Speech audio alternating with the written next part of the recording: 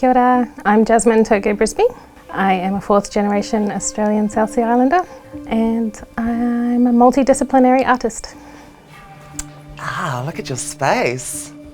It's beautiful.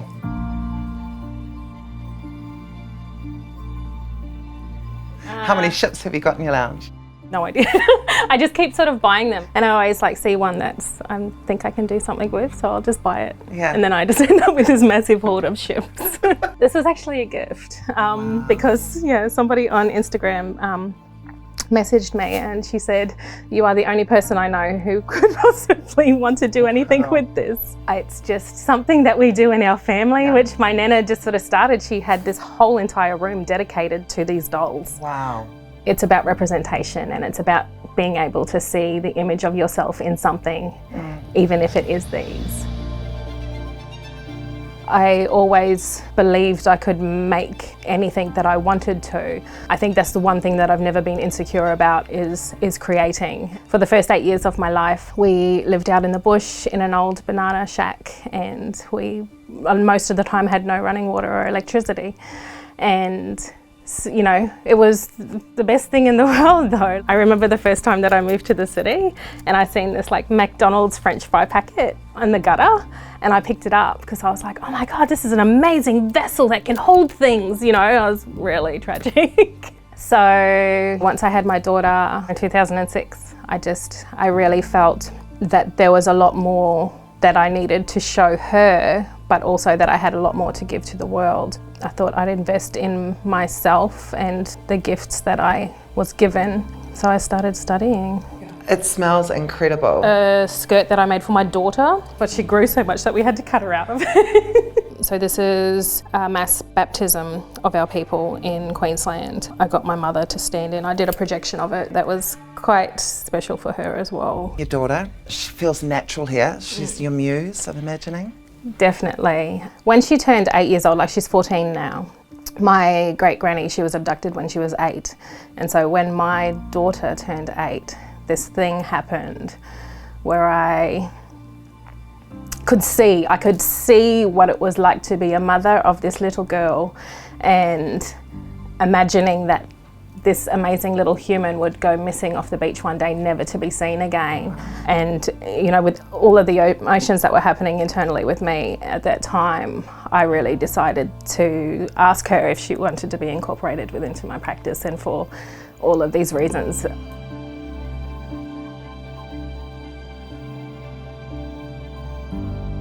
What does it mean to be South Sea for me?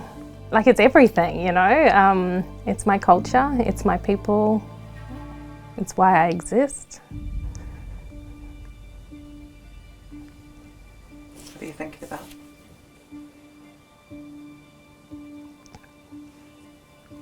My great-grandparents and just their journey,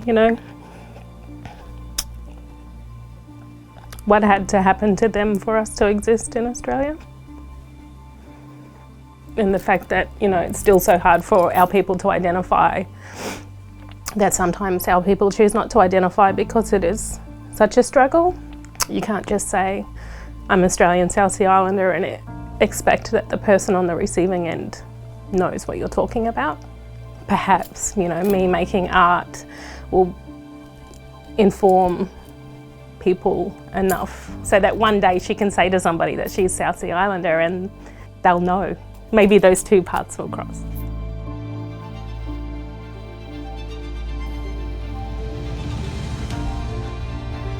The work is called A South Sea Heiress Adorned in Tokenistic Awaits for the Penny to Drop. 3 portraits of myself adorned in Captain Cook's Resolution medal, which he distributed to New Zealand as well as all throughout the Pacific. Once I put it on my nose and covered my mouth, I realised that was it. There's this sort of verbal blockage around slavery in the Pacific.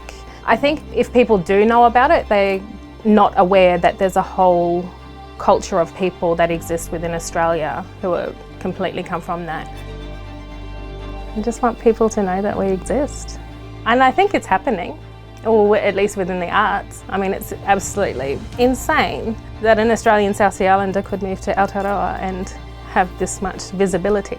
and this much acceptance. And I never ever could have expected this in all my life. I was so anxious about moving here because I thought, how could I possibly be accepted here in New Zealand when Australia doesn't accept us? But it happened. So yeah.